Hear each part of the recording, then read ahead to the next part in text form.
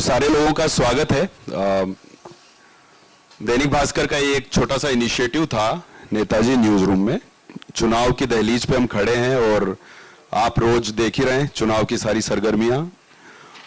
इस बीच एक विचार ये था कि अक्सर हम लोग न्यूज रूम में बैठे हैं। आज सारे न्यूज रूम में हम लोग सारे लीडर से हम लोग बात करते हैं। हम पत्रकार, रिपोर्टर, जर्नलिस्ट, हम लोग सवाल पूछते हैं।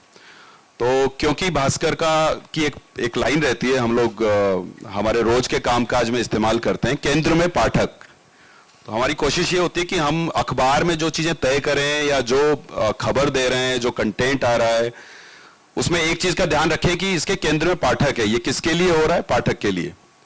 तो इससे एक कदम आगे बढ़कर ये विचार आया कि क्यों ना प्रदेश के जो हमारे टॉप 10 लीडर्स हैं, 10, 12, 15, उनको न्यूज रूम में बुलाएं और उनको सवाल हम लोग ना पूछें जैसे हर बार होता है, पाठकों से सवाल मंगाएं और वो फिर सवाल पूछें। तो इसकी शुरुआत सचिन जी से हम आज कर रहे हैं और हमने कुछ दिन पहले अखबार में ये सूचना दी थी कि भाई पाठक अपने सवाल भेजें, उसके आधार पर कुछ पाठकों का हम चयन करेंगे जो सचिन जी से सीधे सवाल पूछ पाएंगे। तो आप सारे लोग उसी में से चयनित हैं और हम ये सिलसिला शुरू करते हैं। उससे पहले सचिन जी से कहते हैं कि वो अपनी भावना 2 शब्दों में बयान करें और फिर हम।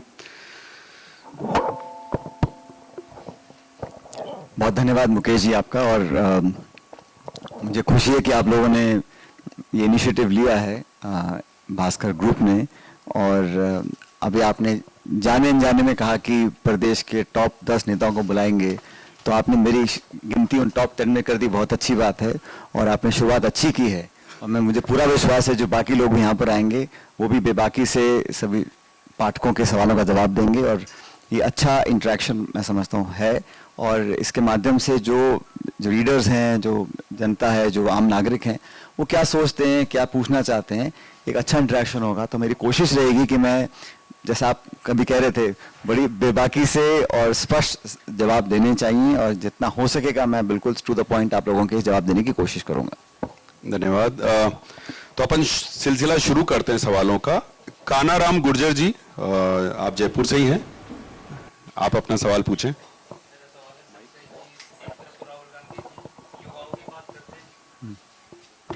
एक तरफ तो राहुल गांधी जी युवाओं की बात करते हैं और राजस्थान में किसी युवा चेहरे को सीएम के रूप में हम देखेंगे, कब देखेंगे?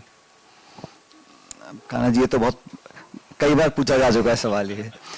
तो देखिए, जहां तक नेतृत्व की बात है, तो इतनी बड़ी हमारी पार्टी है, यहाँ पर बहुत से लोगों को बहुत से पदों पर काम करने का मौका मिला है। लेकिन आपका सवाल ये है कि जो टॉप लीडरशिप पोजीशन है वो कब, कौन, किसको, कैसे, कहाँ देगा। तो इसका तो कुछ सबसे बड़ा तो इसमें पब्लिक का रोल रहता है कि वो कौन से दल को चुनते हैं और फिर दल के अंदर अलग अलग परिस्थितियां बनती हैं। लेकिन मुझे कहने में कोई संकोच नहीं है कि पार्टी ने और राहुल गांधी जी ने कोशिश हमेशा की है, चाहे वो केंद्र का लेवल हो या राज्य का लेवल हो, अच्छे नए नौजवान लोगों को जिम्मेदारी के पदों को पर काम करने का मौका दें। क्यों, जब मैं 2013 में मैं प्रदेश कांग्रेस कमेटी का अध्यक्ष बना था तो उम्र मेरी ज़्यादा नहीं थी, मैं केंद्रीय मंत्री था। उस हम बुरी तरह हमारी पार्टी हार गई थी, हम 21 विधायक रह गए थे सिर्फ। तो उस समय इतने कठिन चुनौतीपूर्ण समय में अगर पार्टी किसी एक नौजवान व्यक्ति पर अपना भरोसा जताती है तो उनकी इंटेंट तो बिल्कुल क्लियर है। इंटेंट अगर चाहते तो उस समय किसी और व्यक्ति को ज़्यादा अनुभवी, कोई ज़्यादा उम्र का व्यक्ति होता, उसको जिम्मेदारी दे सकते थे। लेकिन सबसे कठिन, सबसे मुश्किल समय में जब मोदी जी नए प्रधानमंत्री मेरे ख्याल बन गए थे, 2014 की बात है, और बीजेपी का बहुमत था, 163 विधायक थे, उस समय उस क्रूशियल जंक्चर पर हम जैसे लोगों को पार्टी ने आगे किया तो उनका इंटेंट, उनकी मानसिकता, उनका इनिशिएटिव, उनकी प्रायोरिटी तो स्पष्ट हो जाती है।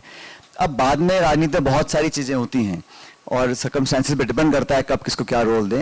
लेकिन मेरा ऐसा मानना है कि पार्टी ने हमेशा नौजवानों को आगे लाने का काम किया है। 2004 में मुझ जैसे बहुत से लोग थे जो पहली बार पार्लियामेंट में हम लोग गए, तो एक नई जनरेशन, नई पीढ़ी को आगे लाने का काम किया था।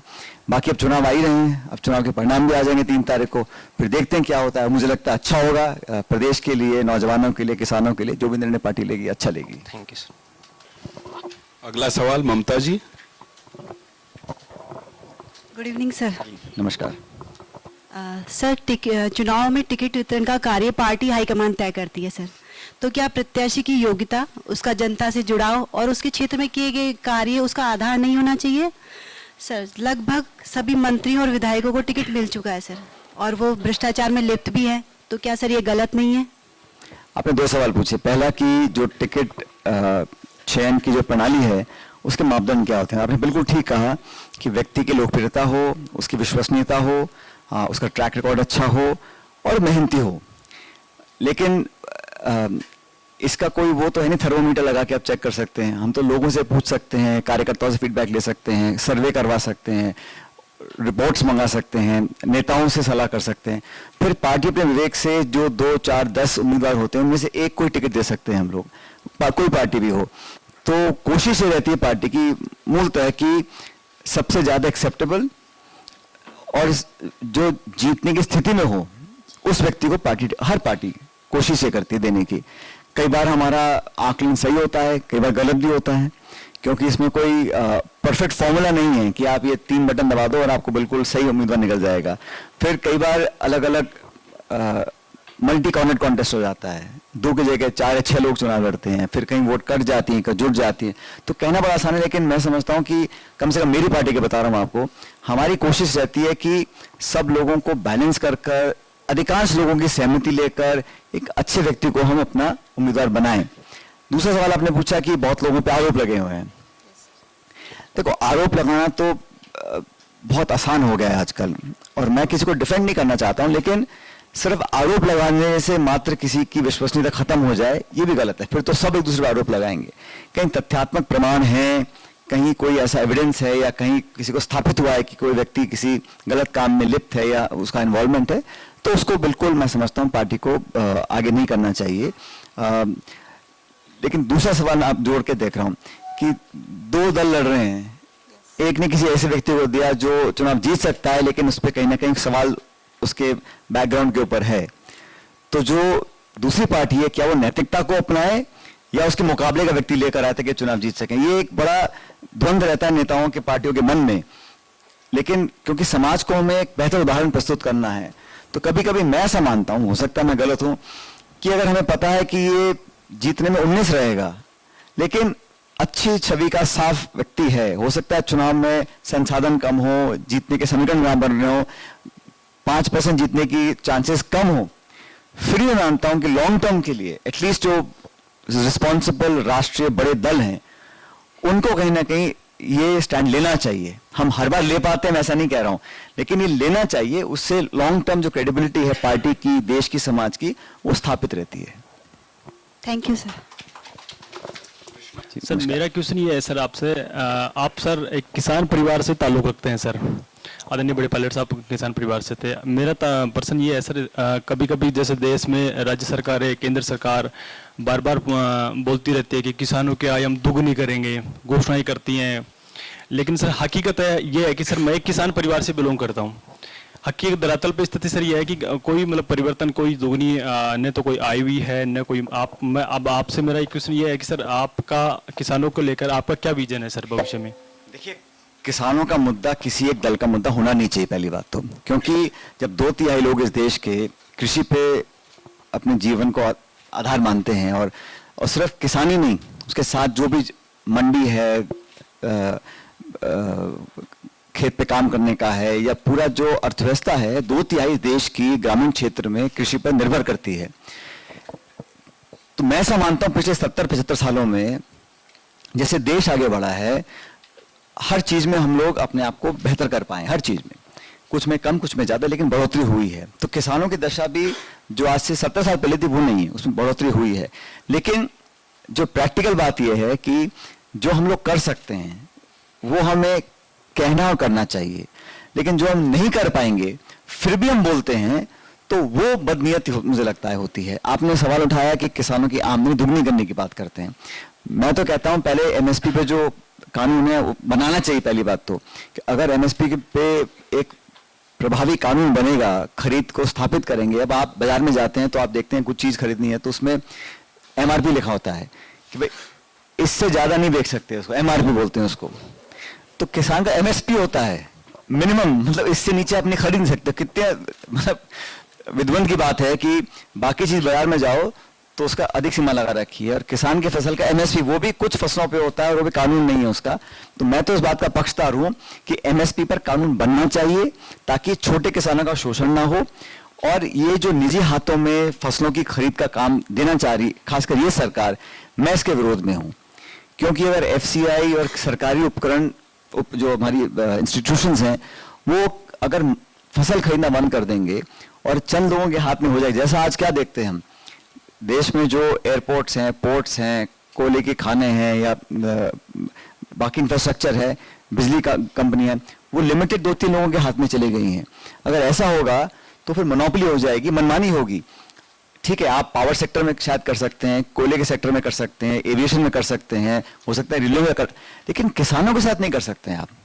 जहां 60-70 करोड़ लोग किसानी कर रहे हैं और उनके जीवन के भविष्य को आप 4 चंद पूंजीपतियों के हाथ में देने की आप कोशिश करो। ठीक है, ये जो कानून बने थे पहले 2 साल पहले 3 काले कानून, कृषि कानून, वो इसी दिशा में जा रहे थे। तो भगवान का शुक्र है किसानों ने आंदोलन किया, उनको विड्रॉ करना पड़ गया। लेकिन मेरा अपना विजन ये है कि जब तक हम छोटे किसान, देखो किसान में 2 तरह का होता है, जो बड़ा किसान है, संपन्न है, वो फिर भी अपने मैनेज कर लेता है, लेकिन जो छोटा किसान है, सीमांत किसान है, उसको जब तक हम उसकी अर्थव्यवस्था को सुदृढ़ नहीं बनाएंगे और उनके बच्चों को अच्छे संसाधन पढ़ाई लिखाई के नहीं देंगे, तब तक जो खाई हो गई है ना अमीर गरीब की, बड़ा चिंता का विषय है। अमीर इतने अमीर हो गए हैं कि उनके पास उनको दौलत देने का समय नहीं है, और जो गरीब हैं वो इतने गरीब होते जा रहे हैं कि वो गरीबी रेखा से नीचे कर रहे हैं। तो ये खाई जो बड़ी है, ये इस वजह से बड़ी है क्योंकि जो नीतियों का निर्माण हो रहा है वो किसान को केंद्र बिंदु बनाकर नहीं हो रहा है। तो मेरा अपना मानना है, खासकर राजस्थान में किसानों को बहुत ज्यादा ये फ्री और सब्सिडी इसकी भी जरूरत नहीं है। उनको तो उचित मार्केट वैल्यू मिल जाए, उनको समय पर उनको खाद बीज पानी मिल जाए, मेहनत जो वो करता है और किस लिए करता है, देश का पेट पालने के लिए करता है, अगर उसकी मेहनत को हम रिकॉग्नाइज कर लें, उसको चिंता क्या होती है कि मेरा बच्चा बच्ची पढ़ ले। आज कितने से किसान हैं जो बोलते हैं कि मेरा बेटा बड़ा होकर किसान बनेगा। ये समाज में हमें अपने गिरबान में झांकना चाहिए कि कितने लोग ऐसे हैं जो बोलते हैं मेरा बेटा बड़ा होकर किसान बनेगा। वो कहे साहब ये कोई सरकारी नौकरी कर लेगा, ये कंपाउंडर बन जाएगा, ये थर्ड ग्रेड बन जाएगा, लेकिन ये किसान नहीं बनाना चाहते हैं। तो ये बहुत सामाजिक भी है इशू और प्रासंगिक भी है। अगर हम सभी किसान परिवार के बच्चे आगे किसानी नहीं करना चाहते हैं, सब चाहते हैं बस जयपुर चले जाओ, कोटा चले जाओ, जोधपुर चले जाओ, लेकिन किसानी मत करो। अगर ऐसा हो जाएगा और हम वो इंडस्ट्रियल बेस बना नहीं पाए हैं, हम मैन्युफैक्चरिंग और जो स्मॉल स्केल इंडस्ट्री है उसको तो व्यापक नहीं बना पाए हैं कि जो किसान खेती परिवार के लोग हैं वो वहां पे आ सकें, तो बहुत दिक्कत पैदा हो जाएगी। तो मेरे बहुत सारे आइडियाज हैं, मैं मतलब हम सब लोग, हमारी जनरेशन के लोग जो पॉलिसी बनाते हैं, जो कभी गवर्नमेंट में रहें या ना रहें, लेकिन जो डायरेक्शन है, जो दिशा है, वो किसानों के हित के लिए, सिर्फ वोट बटोरने के लिए घोषणा करना और ये फ्री कर देंगे, वो कर देंगे, वो ठीक है, आप उनको मदद करें, सहायता दें, लेकिन जब तक मूलभूत उनको जो इंफ्रास्ट्रक्चर को हम ताकत नहीं देंगे और उनके आने वाली पीढ़ी को हम संबल नहीं देंगे, तब तक हम किसानों के साथ जस्टिस करें, मैं ऐसा नहीं मानता हूं। और ये मैं किसी पार्टी लाइन से बनकर नहीं बोल रहा हूं, मैं एज ए जनरल बता रहा हूं कि वो बहुत अनिवार्य है, खासकर इंडिया, भारत जैसे देश में जहां 2/3 हम कृषि प्रधान यहाँ पे जनता रहती है। Thank you so much sir, thank you.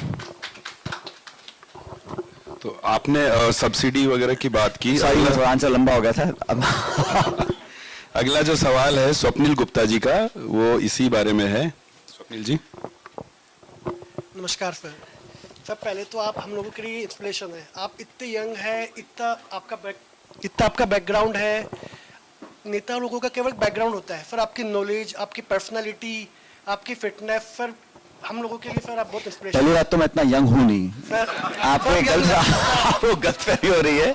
आपकी कितनी एज है स्वप्निल? 30। आप 30 हो, मैं आपसे 16 साल बड़ा हूँ सर। आप 16 साल एक पीढ़ी होती है।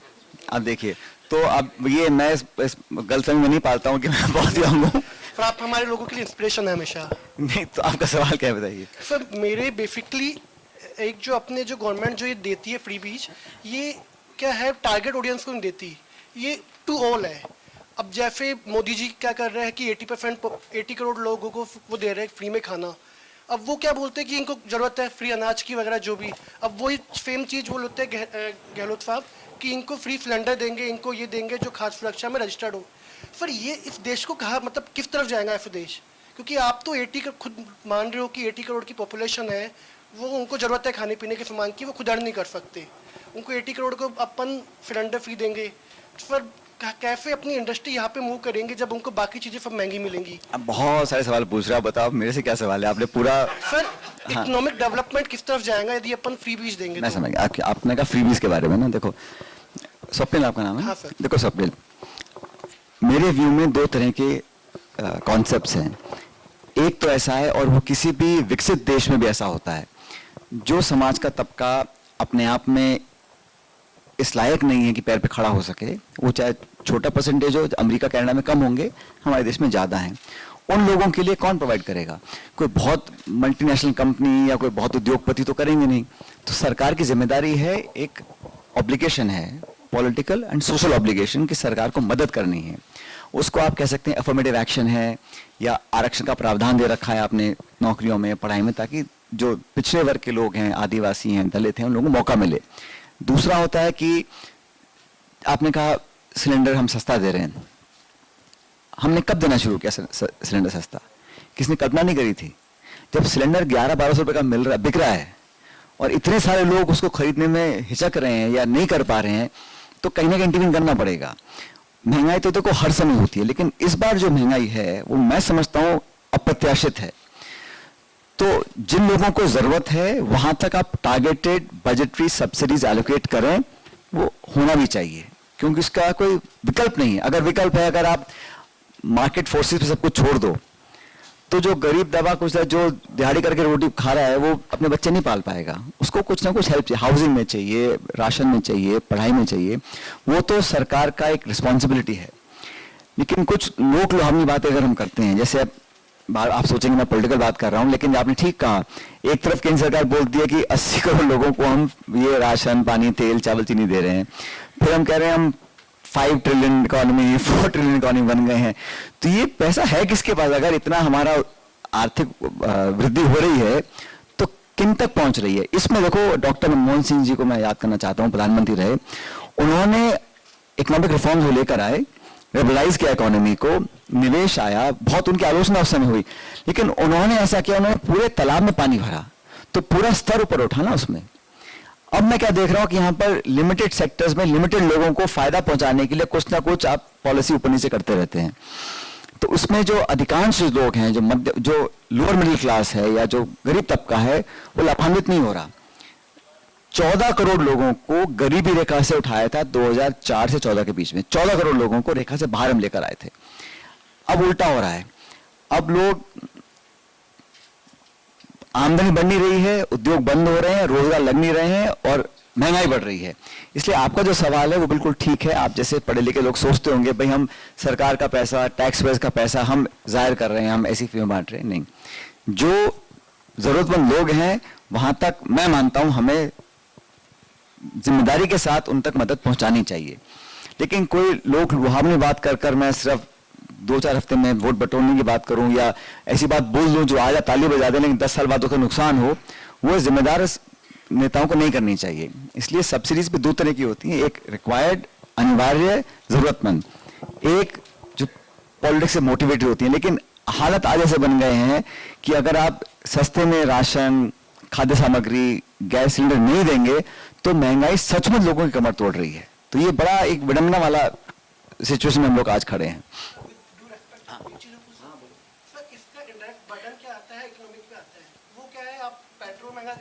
एक सब्सिडी क्वेश्चन ऐड कर देना चाहिए, बाकी सब हाँ बोलो। सर वो क्या है, गवर्नमेंट के पास रेवेन्यू की सोर्स लिमिटेड है अपने, वो तो पेट्रोल के रेट लेंगे या इलेक्ट्रिसिटी रेट लेंगे, तो वो क्या है कंजम्पशन इंडस्ट्री पे पड़ता है इसका, तो वो रेट्स जो इन्फ्लेशन होती है वो फिर इंडस्ट्री पे रेट होती है।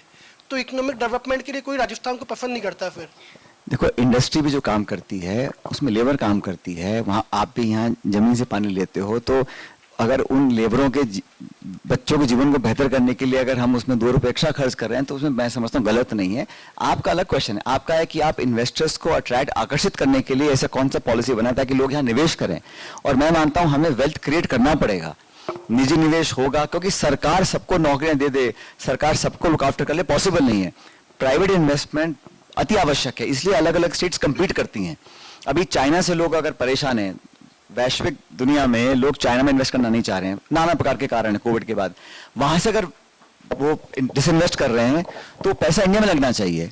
वो जा रहा है ताइवान में, जा रहा है फिलीपींस में जा रहा है, तो वो नहीं हो रहा है। इसलिए हम अपने आप को इतना अट्रैक्टिव नहीं बना पाए, क्योंकि हमारे यहाँ पॉलिसी, अभी आपने जीएसटी लगा दिया, फिर नोटबंदी कर दी, फिर आपने कुछ और पॉलिसी बना दी एक्सपोर्ट की इंपोर्ट की। तो जब तक स्टेबिलिटी ऑफ पॉलिसी रिजीम नहीं आएगा, ग्लोबल इन्वेस्टर यहाँ पर नहीं आएंगे। और भारत बहुत बड़ा देश है, छोटे मोटे इन्वेस्टमेंट्स यहाँ पार पड़ने वाले नहीं है। हमें we have to become a global destination for global investments, और ये हम लोग कर सकते हैं अगर हमारा पॉलिसी ऐसा हो कि लोग उसमें अट्रैक्ट हो। टैक्सेशन, कॉर्पोरेट टैक्स, बहुत तरह के इंसेंटिव दे सकते हैं। लेकिन माफ करना, जो गरीब लोग हैं, जो लेबर है, दिहाड़ी करते हैं, रिक्शा खींचते हैं, बेचारे फुटपाथ पे ठेला लगाते हैं, उन लोगों के लिए अगर हम मदद करते हैं तो मैं समझता हूं उसमें कोई गलत बात नहीं है। वो तो बिल्कुल, पर फिर भी अभी फ्री बीज पे सवाल बाकी हैं। हरीश केडिया जी।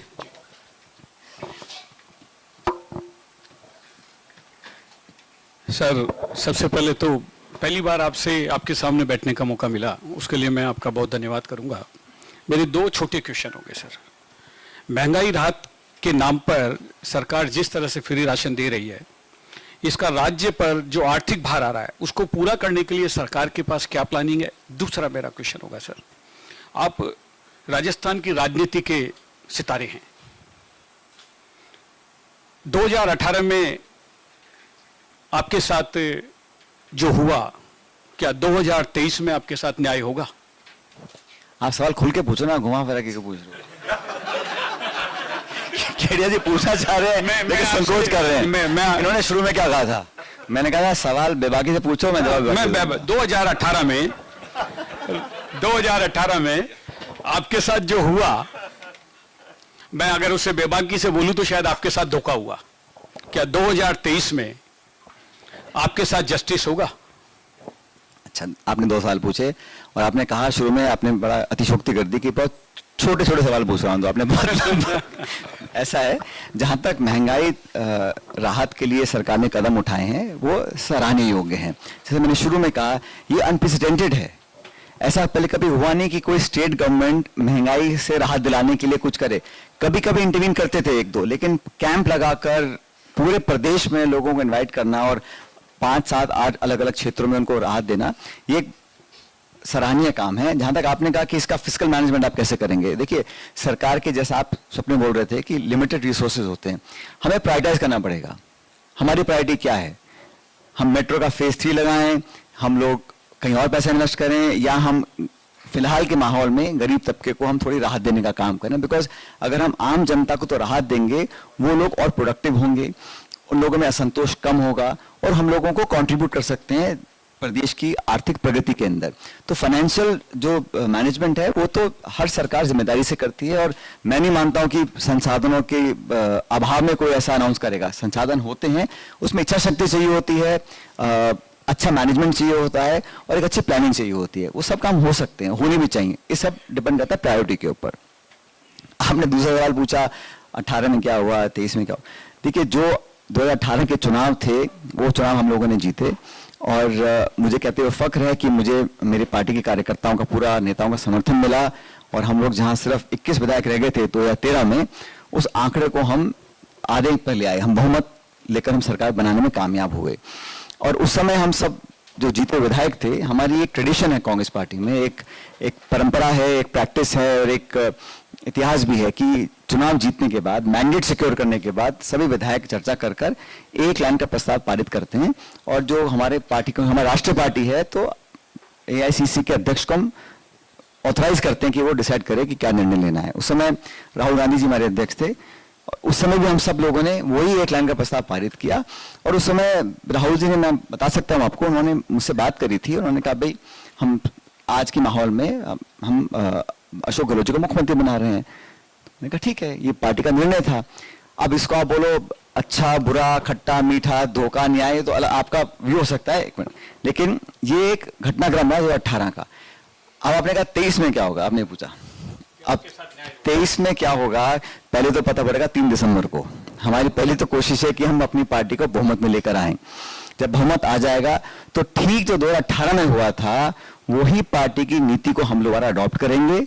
हम जीते हुए विधायक अगर हम सब जीत कर आएंगे, अभी तो मैं का नामांकन भर कर आया हूं, तो हमारे क्षेत्र की जनता क्या निर्णय करती है मैं उसको फॉर ग्रांटेड नहीं लेता हूं। निर्णय जब आ जाएगा 3 तारीख को, बहुमत हमें मिल जाएगा, हम सब बैठेंगे और ठीक वही एक लाइन का प्रस्ताव पारित करेंगे और हम सब केंद्रीय नेतृत्व पे छोड़ेंगे, आप निर्णय ले लीजिए। ये एक ट्रेडिशन है और सिर्फ राजस्थान में नहीं है, सभी प्रदेशों में इस प्रकार काम होता है।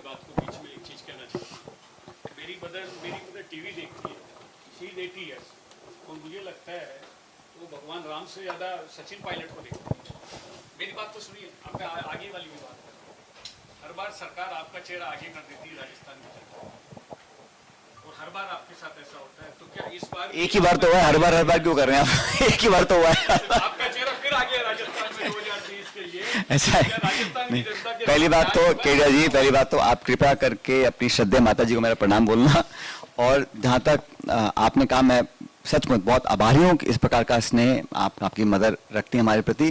लेकिन जो पब्लिक है ना, पब्लिक का मैंडेट, उसके ऊपर कुछ नहीं है, उसके ऊपर आपकी चॉइस, आपका निर्णय, मेरी महत्वाकांक्षा, सबसे ऊपर पब्लिक का इंटरेस्ट है, पब्लिक का मैंडेट है। मैंडेट अगर हमको मिलता है, फिर हम पार्टी पे छोड़ रहे हैं कि हमारी कांग्रेस की पार्टी निर्णय करेगी किसको क्या करना है। किसी के कहने से, मेरे चाहने से, कोई घोषणा करने से कोई पद पोस्ट किसी का नहीं है। तो एक बार हम पार्टी हमारी जीत जाए, क्योंकि देखिए 30 साल में कभी दोबारा पार्टी जीती नहीं है कोई। एक बार कांग्रेस जीती है, फिर बीजेपी जीती है, फिर कांग्रेस, फिर बीजेपी। लेकिन ऐसा नहीं है, कांग्रेस की सरकारें रिपीट पहले हुई हैं। शीला दीक्षित जी लगातार 3 बार सीएम बनी। देखिए अगर आप किसी को सीएम बना दें तो नेशनल पार्टी में लीडरशिप बनाती है सीएम, 5 साल आप काम करें और फिर आप जीत जाते हैं चुनाव, तो जनता सीएम बनाती है ना। तो शीला दीक्षित जी को लगातार 3 बार चुनाव में विजय प्राप्त हुई। पहली बार जब वो सीएम बनी थी, मुझे याद है, उनका बहुत विरोध हुआ था कि आप इनको क्यों बना रहे हैं, क्या बना रहे हैं। लेकिन वंस वो बनने के बाद उन्होंने दिल्ली में जो विकास किया, जो काम किया, उसको लगातार 3 बार लोगों ने बहुमत के साथ मतदान किया। यही गोगोई साहब जो असम के मुख्यमंत्री थे, लगातार 3 बार कांग्रेस सरकार ने रिपीट करवाई।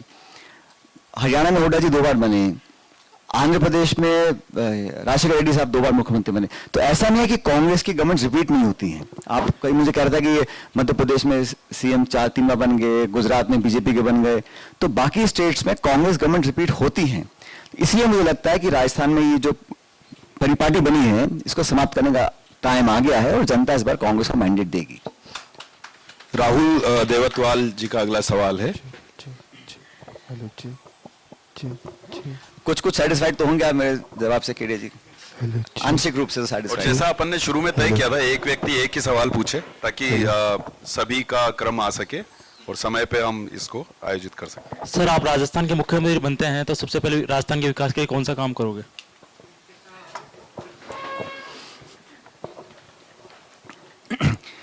हमारी पार्टी का बहुत जल्द एक मैनिफेस्टो आने वाला है और मैं ये कांग्रेस पार्टी के तमाम नेताओं की ओर से बोल सकता हूं, क्योंकि आप सवाल मुझसे पूछ रहे हैं इसलिए कह रहा हूं। हम सब लोग, हमारी पार्टी का जो मैनिफेस्टो है उसके आधार पर हम निर्णय लेंगे। सरकार एक व्यक्ति की नहीं बनती है, संगठन की बनती है। हमेशा पार्टियां ही सरकार बनाती हैं, सरकार से पार्टी नहीं बनती है। संगठन, पार्टी, कार्यकर्ता, नेता मेहनत कर कर राज बनाते हैं जनता की सेवा के लिए।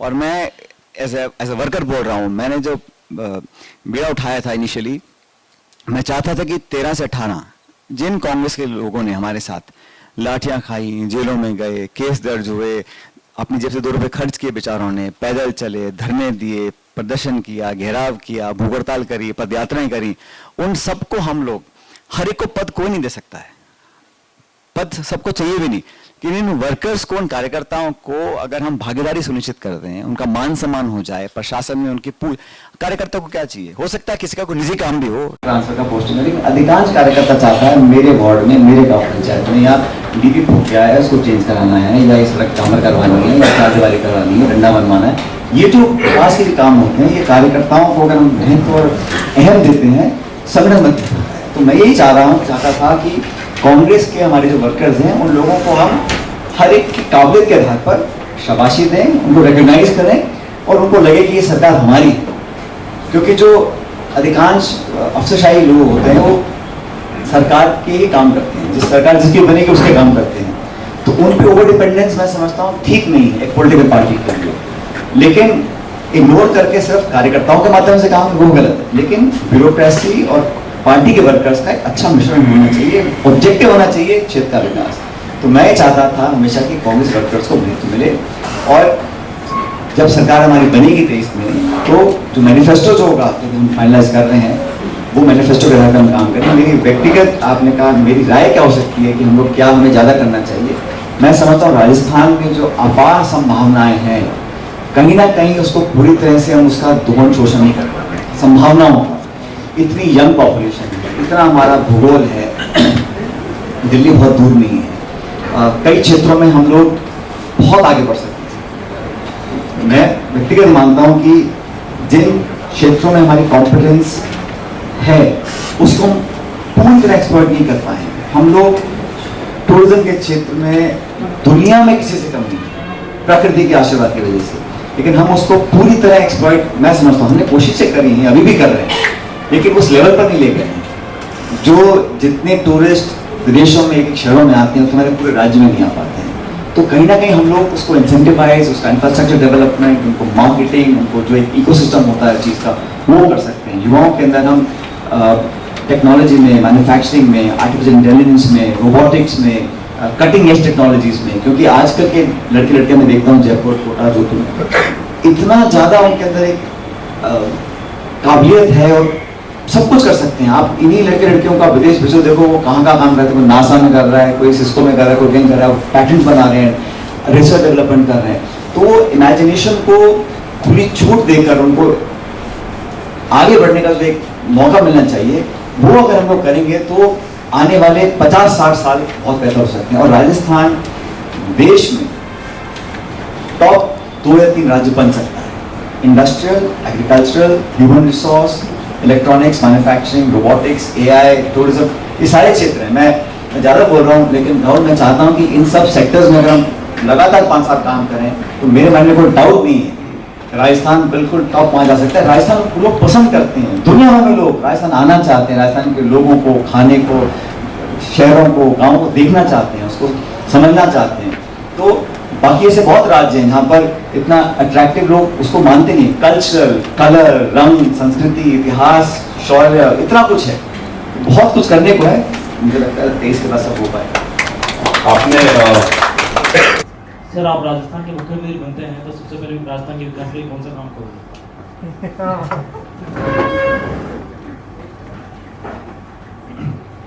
हमारी पार्टी का बहुत जल्द एक मैनिफेस्टो आने वाला है, और मैं ये कांग्रेस पार्टी के तमाम नेताओं की ओर से बोल सकता हूँ, लेकिन आप सवाल मुझसे पूछ रहे हैं इसलिए कह रहा हूँ। हम सब लोग, हमारी पार्टी का जो मैनिफेस्टो है उसके आधार पर हम निर्णय लेंगे। सरकार एक व्यक्ति की नहीं बनती है, संगठन की बनती है। हमेशा पार्टियां ही सरकार बनाती हैं, सरकार से पार्टी नहीं बनती। संगठन, पार्टी, कार्यकर्ता, नेता मेहनत कर राज बनाते हैं जनता की सेवा के लिए। और मैं एज ए वर्कर बोल रहा हूँ, मैंने जो बीड़ा उठाया था इनिशियली, मैं चाहता था कि 13 से 18 जिन कांग्रेस के लोगों ने हमारे साथ लाठियाँ खाई, जेलों में गए, केस दर्ज हुए, अपनी जेब से 2 रुपये खर्च किए बेचारों ने, पैदल चले, धरने दिए, प्रदर्शन किया, घेराव किया, भूख हड़ताल करी, पद यात्राएँ करी, उन सबको हम लोग, हर एक को पद कोई नहीं दे सकता है, पद सबको चाहिए भी नहीं, लेकिन इन वर्कर्स को, उन कार्यकर्ताओं को अगर हम भागीदारी सुनिश्चित करेंगे, उनका मान सम्मान हो जाए, प्रशासन में उनकी, कार्यकर्ता को क्या चाहिए, हो सकता है किसी का कोई निजी काम भी हो, ट्रांसफर का पोस्ट में, लेकिन अधिकांश कार्यकर्ता चाहता है मेरे वार्ड में, मेरे गाँव पंचायत में यहाँ डीपी फूट गया है, उसको चेंज कराना है, या इस सड़क डामर करवानी है, या चारदीवारी करवानी है, डंडा बनवाना है। ये जो विकास के लिए काम होते हैं, ये कार्यकर्ताओं को अगर हम महत्व और अहम देते हैं, संगठन मत होता है। तो मैं यही चाहता था कि कांग्रेस के हमारे जो वर्कर्स हैं, उन लोगों को हम हर एक की काबिलियत के आधार पर शाबाशी दें, उनको रिकॉग्नाइज करें, और उनको लगे कि ये सरकार हमारी है। क्योंकि जो अधिकांश अफसरशाही लोग होते हैं वो सरकार के ही काम करते हैं, जिस सरकार जिसकी बनेगी उसके काम करते हैं, तो उन पे ओवर डिपेंडेंस मैं समझता हूँ ठीक नहीं है एक पॉलिटिकल पार्टी के लिए। लेकिन इग्नोर करके सिर्फ कार्यकर्ताओं के माध्यम से काम वो गलत है, लेकिन ब्यूरोक्रेसी और पार्टी के वर्कर्स का एक अच्छा मिश्रण होना चाहिए, ऑब्जेक्टिव होना चाहिए क्षेत्र का विकास। तो मैं चाहता था हमेशा कि कांग्रेस वर्कर्स को महत्व मिले, और जब सरकार हमारी बनेगी 23 में, तो जो मैनिफेस्टो जो होगा, जो हम फाइनलाइज कर रहे हैं, वो मैनिफेस्टो के आधार पर हम काम करें। मेरी व्यक्तिगत, आपने कहा मेरी राय क्या हो सकती है कि हम लोग क्या, हमें ज़्यादा करना चाहिए। मैं समझता हूँ राजस्थान में जो अपार संभावनाएं हैं, कहीं ना कहीं उसको पूरी तरह से हम उसका दोहन शोषण नहीं कर पा रहे हैं संभावनाओं का।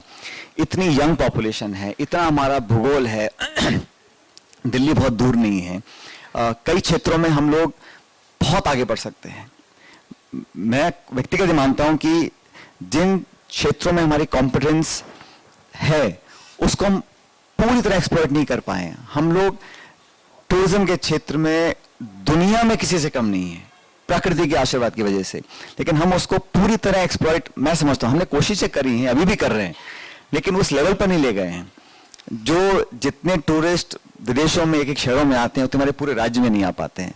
तो कहीं ना कहीं हम लोग उसको इंसेंटिवाइज, उसका इंफ्रास्ट्रक्चर डेवलपमेंट, उनको मार्केटिंग, उनको जो एक इकोसिस्टम होता है हर चीज़ का, वो कर सकते हैं। युवाओं के अंदर हम टेक्नोलॉजी में, मैन्युफैक्चरिंग में, आर्टिफिशियल इंटेलिजेंस में, रोबोटिक्स में, कटिंग एज टेक्नोलॉजीज में, क्योंकि आजकल के लड़के लड़कियां मैं देखता हूं जयपुर, कोटा, जोधपुर में इतना ज़्यादा उनके अंदर एक काबिलियत है और सब कुछ कर सकते हैं। आप इन्हीं लड़के लड़कियों को विदेश भेजो, देखो वो कहाँ काम करते हैं। कोई नासा में कर रहा है, कोई सिस्को में कर रहा है, कोई कहीं कर रहा है, पैटेंट्स बना रहे हैं, रिसर्च डेवलपमेंट कर रहे हैं। तो वो इमेजिनेशन को खुली छूट देकर उनको आगे बढ़ने का जो एक मौका मिलना चाहिए, वो अगर हम लोग करेंगे तो आने वाले 50-60 साल बहुत बेहतर हो सकते हैं। और राजस्थान देश में टॉप 2 या 3 राज्य बन सकता है। Industrial, agricultural, human resource, electronics, manufacturing, robotics, AI, tourism, ये सारे क्षेत्र हैं। मैं ज़्यादा बोल रहा हूँ, लेकिन राहुल मैं चाहता हूँ कि इन सब सेक्टर्स में अगर हम लगातार 5 साल काम करें तो मेरे मन में कोई डाउट नहीं है कि राजस्थान बिल्कुल टॉप में आ जा सकता है। राजस्थान को लोग पसंद करते हैं, दुनिया भर में लोग राजस्थान आना चाहते हैं, राजस्थान के लोगों को, खाने को, शहरों को, गाँव को देखना चाहते हैं, उसको समझना चाहते हैं। तो बाकी ऐसे बहुत राज्य हैं जहां पर इतना अट्रैक्टिव लोग उसको मानते नहीं है। कल्चरल, कलर, रंग, संस्कृति, इतिहास, शौर्य, इतना कुछ है। तो बहुत कुछ करने को है। मुझे लगता है 23 के बाद सब हो पाएगा। आपने राजस्थान की संभावनाएं और उसमें युवाओं की भूमिका पे बात की। उसी से जुड़ा अगला सवाल है युवाओं और आपके संघर्ष के बारे में, नरेंद्र जी का।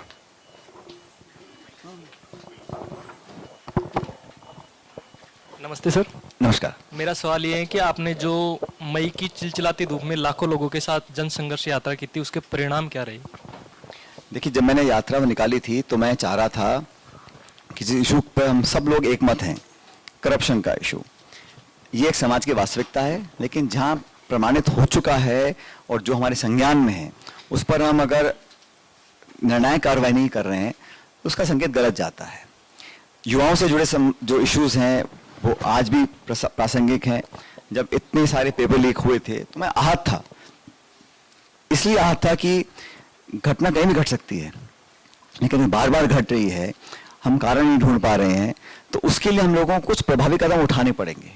और इसलिए मुझे लगा कि मैं सबका ध्यान आकर्षण करने के लिए उन मुद्दों को लेकर चलूं जो नौजवान लड़के लड़कियां जो 19, 20, 21, 22, 24 साल के हैं, वो तैयारी करें, मेहनत करें, कोचिंग लें, किराए के हॉस्टल में रहें, मेस का खाना खाएं, साल के 2-4 लाख रुपए खर्च करें, फिर पेपर लिखें और वो कैंसिल हो जाता है, लीक हो जाता है, या फिर वो ओवरेज हो जाते हैं। और मध्यम वर्ग के बच्चियों के परिवार जो अपना पेट काट के लोगों को देते हैं, मैं जानता हूँ किस हालात में लोग कोचिंग लेते हैं, बहुत तरह, उनके साथ अगर ऐसा होता है तो उसको मैं बहुत अमाननीय मानता हूँ, उसको अनएक्सेप्टेबल है। बच्चों के भविष्य के साथ कोई भी खिलवाड़ नहीं कर सकता, कोई दल, कोई पार्टी, कोई सरकार, मैं मानता हूँ।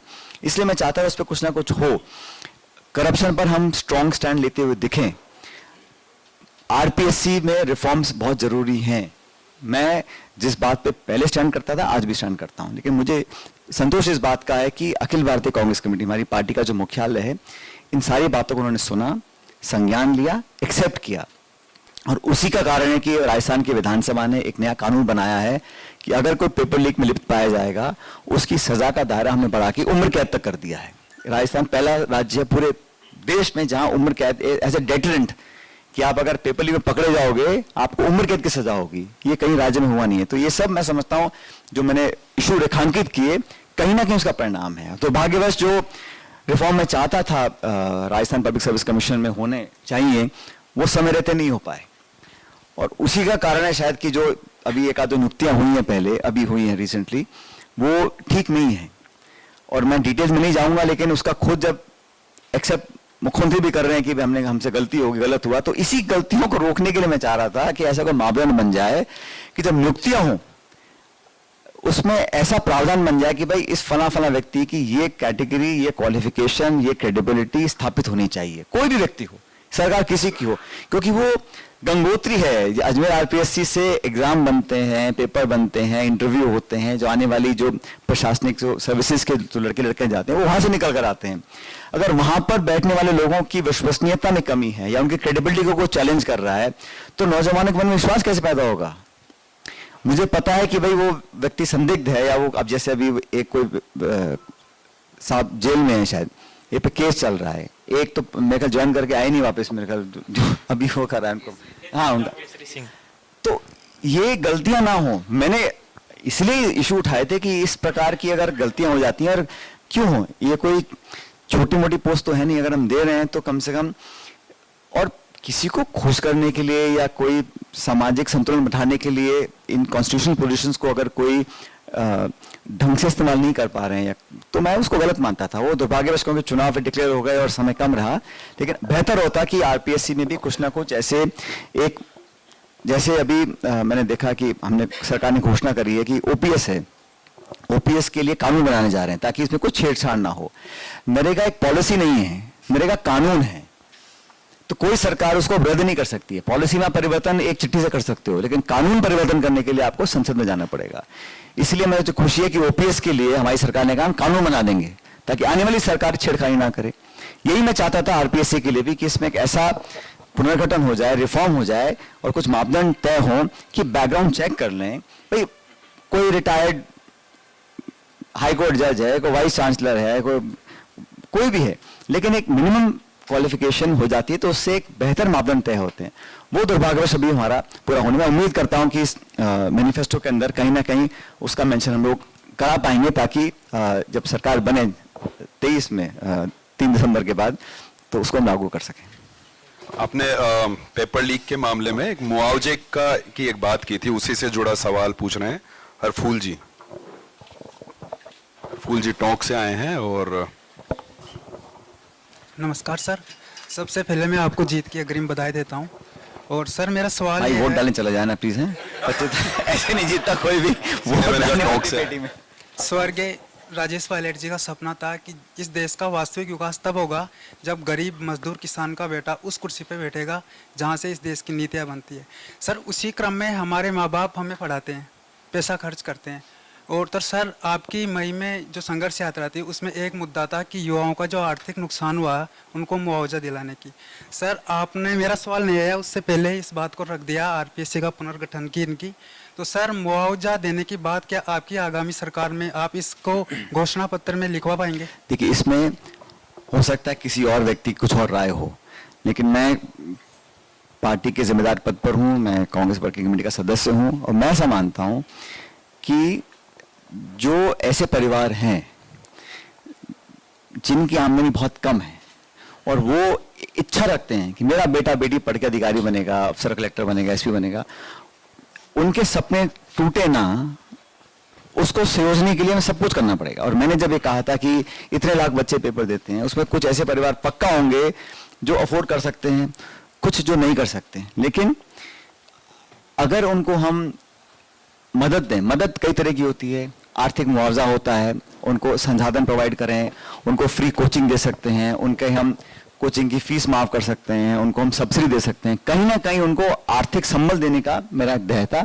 मैं आज भी उस पर कायम हूं कि मुझे लगता है कि जो लोग बेवजह, भाई अपनी गलती से फेल हो जाओ तो आपका मेहनत कमी हो सकती है, किस्मत खराब हो सकती है, लेकिन आप किसी और की गलती से आपको अगर आपका टाइम और पैसा जाहिर हो रहा है तो कहीं ना कहीं हमें सोचना पड़ेगा हम कैसे, खासकर उन परिवारों को, चलो एक मिनट के लिए भूल जाओ जो संपन्न परिवार हैं वो अफोर्ड कर सकते हैं, लेकिन ऐसे परिवार जो अफोर्ड नहीं कर सकते और प्रमाणित है कि अफोर्ड नहीं कर सकते, उन लोगों को अगर हम आर्थिक हेल्प देते हैं, उसको आप कॉम्पनसेशन बोलो, मुआवजा बोलो, सब्सिडी बोलो, 6 महीने की फ्री कोचिंग बोलो, उनको हॉस्टल फ्री करो, कुछ ना कुछ हमें करना चाहिए। मैं इस पर कायम हूं। और मैं जानता हूं इसमें कहा गया था कि ये ऐसी बात अगर कोई बोलता है तो ये मानसिक दिवालियापन कहा किसी ने, मैं मानसिक दिवालियापन भी एक्सेप्ट करने को तैयार हूं, मैं और भी गाली खाने को तैयार हूं, लेकिन मैं मेरे स्टैंड पे कायम हूं। किसी को अच्छा लगे बुरा लगे, सीधी बात तो ये है।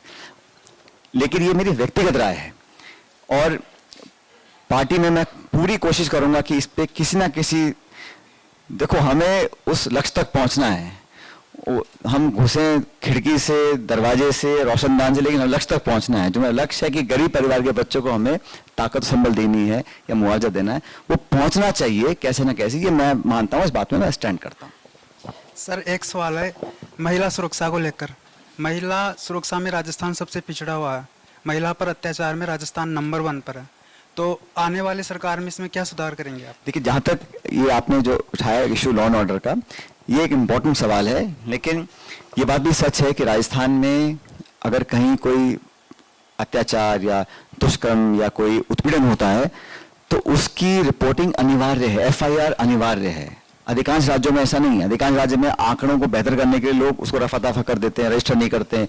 एसपी के पास जाओ, कोर्ट में जाओ, फिर रजिस्टर होती है। तो ये बात सही है कि आंकड़ों में जो उछाल आया है ये एफआईआर कंपलसरी कराने से आया है।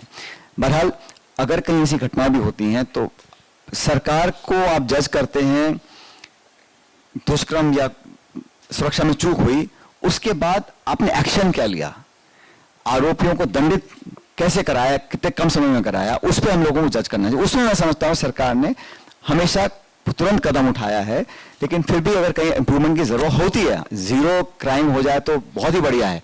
लेकिन उस दिशा में पहुंचने के लिए जो भी कुछ आगे करना पड़ेगा हम करने को तैयार हैं। लेकिन लॉ एंड ऑर्डर एक महत्वपूर्ण इशू है, ना सिर्फ राजस्थान के लेकिन पूरे देश के लिए।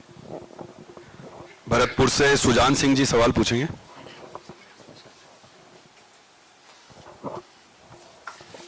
सचिन सर नमस्ते जी नमस्कार। मेरा सवाल ये है कि मुख्यमंत्री गहलोत साहब एक घटना का बार बार जिक्र करते हैं, मानेसर घटना हुई, और अभी चुनावों में भी कह रहे हैं वो कि भाई मानेसर घटना में जो लोग संलिप्त थे उनको टिकट दिया जा रहा है। क्या जा रहा है? टिकट दिया जा रहा है, उनको प्रायोरिटी दी जा रही है, लेकिन जो सरकार बचाई है उनको बैक किया जा रहा है। तो ऐसा क्यों? इस पर आपका क्या कहना है? पहली बात तो मैं स्पष्ट कर दूं, ये कोई घटना नहीं थी, पहली बात तो।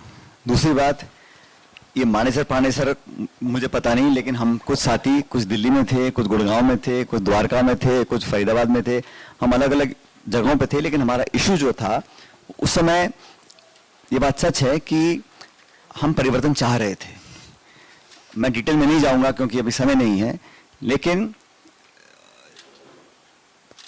2-3 हफ्तों के बाद जब एक अंडरस्टैंडिंग समझौता हुआ पार्टी की आलाकमान के साथ, लीडरशिप के साथ, तो वो तथ्यों पर आधारित था, वो म्यूचुअली एक्सेप्टेबल था, और उस अंडरस्टैंडिंग के साथ हम लोगों ने आगे बढ़कर काम करने का यहाँ राजस्थान में बीड़ा उठाया था। और हम सब साथी जो अपने इश्यूज को लेकर दिल्ली गए थे, हम लोग मिले ना, हम मिले, अहमद पटेल जी से मिले, हम राहुल जी से मिले, प्रियंका जी से मिले, अपनी बात हमने रखी। क्योंकि वो बंद कमरे की बात है, मैं उसका आज खुलासा नहीं कर सकता हूं, लेकिन आप भी जानते हैं कि उसके बाद जब हम सब आगे बढ़े तो जिनके बारे में आज बोला जा रहा है वो ऐसे वैसे हैं, उन सबको हमने मंत्री बनाया सरकार के अंदर। सरकार ने मंत्री बनाया, उनको अलग अलग पद पोस्ट चेयरमैनशिप के दिए, जिम्मेदारी पार्टी के अंदर दी, तो वो तो बात अब पुरानी होगी। और जैसा मुझे खड़गे जी राहुल जी ने कहा इस साल मई में कि भाई अब जो हुआ 25 सितंबर को पिछले साल, वो भी हम सबके सामने है। मैं इसका उल्लेख नहीं करना चाहता हूं, लेकिन मुझे कहा गया, मुझे हिदायत भी दी गई क्योंकि अध्यक्ष हैं, निर्देशित भी किया और समझाया भी गया कि अब उसको माफ करो, भूलो और आगे बढ़ो। तो हम उस दिशा में काम कर रहे हैं। यहाँ तक टिकट वितरण की बात है, देखो पार्टी ने कुछ लोगों को टिकट रिपीट की हैं, कुछ को नहीं किए हैं। ये पार्टी का अपना इंटरनल असेसमेंट है, सर्वे है, फीडबैक है। अभी जो पहला सवाल मुझसे पूछा गया था कि भाई क्या मापदंड होने चाहिए, तो हमारा इस बार विनेबिलिटी मापदंड है। हमें लगता है जो व्यक्ति जीत सकता है, जो सबको एक्सेप्टेबल है, उस व्यक्ति को हम टिकट देंगे। और ये तेरा मेरा है नहीं, मैं बार बार बोलता हूँ इस बात को, ये अशोक गहलोत जी का गुट है, सचिन पायलट जी का गुट है, कोई नहीं है। ये राहुल गांधी और खड़गे जी का गुट है। जितना भी पूरा कांग्रेस हमारा परिवार है, अध्यक्ष वो हैं, नेता वो हैं, उनके नेतृत्व में हम लोग काम करते हैं, उनके बाहर को जाता नहीं। जो फाइनल वर्ड उनका आता है वो सबको एक्सेप्टेबल है, चाहे मैं हूं, चाहे अशोक जी हूं, चाहे कोई भी नेता हो कांग्रेस पार्टी का। हम सब मिलकर काम कर रहे हैं और हम सब ने मिलकर ही पहले भी काम किया। 18 में जब हम चुनाव जीते थे तो ऐसा नहीं है कि एक व्यक्ति के वजह से जीते थे, सबने मिलकर काम किया था। और जो परिवार का मुखिया होता है उसकी जिम्मेदारी होती है कि सब लोगों को साथ लेकर चले। मैं उम्र में कम था लेकिन परिवार का मुखिया था। मैं जानता हूं मैंने कैसे कैसे हर नेता के 2013 में घरों में जा जाके मैंने घुटने पकड़ पकड़ के बात करी। मैंने कहा भाई अब हमको मिलकर काम करना है, बहुत हाल बुरे हो गए हैं। उस टाइम हम सांसद आए 0, विधायक आए 21। उन गंभीर परिस्थितियों में पार्टी को उठाने के लिए सबको साथ में जोड़ने का काम किया और वो हर मुखिया करता है, मैं नहीं। मुझसे पहले जो थे वो कर रहे थे, आज जो है वो भी कर रहे हैं, गोविंद डोटासरा जी, तो सब मिलकर करते हैं। अब टिकट लगभग बढ़ चुके हैं, मैं कल 20-30 और रह गए होंगे, 40 जो भी है, आजकल में वो भी हो जाएगा। और हम सबकी राय हो सकती है, भाई हम सब जब दिल्ली जाते हैं से पूछते हैं भाई जिले में क्या है, स्थान में क्या है, हम राय देते हैं।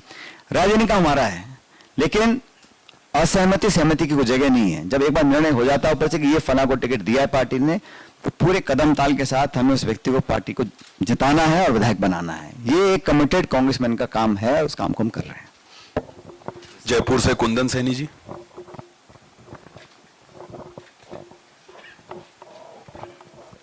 Hello, good evening sir. नमस्कार जी। मैं कुंदन सैनी। हाँ कुंदन सर, मेरा सवाल ये है कि जैसे हाँ आवाज आ रही है मेरे को। कांग्रेस की परंपरा रही है कि किसी भी राज्य में अगर कांग्रेस जीतती है तो विधायक दल की बैठक के बाद विधायक दल ही सीएम चुनते हैं फेस।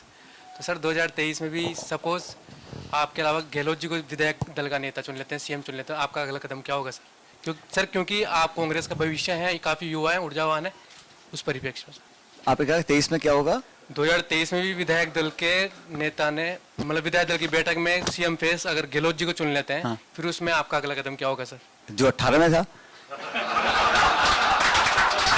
और ये मेरे पे ही सब पे लागू है। सुनो, ये एक ऐसा निर्णय है जो सभी कांग्रेसियों को विदाउट एक्सेप्शन, ऑन रिकॉर्ड बोल रहा हूं मैं, सबको लागू है, सबको एक्सेप्टेबल है।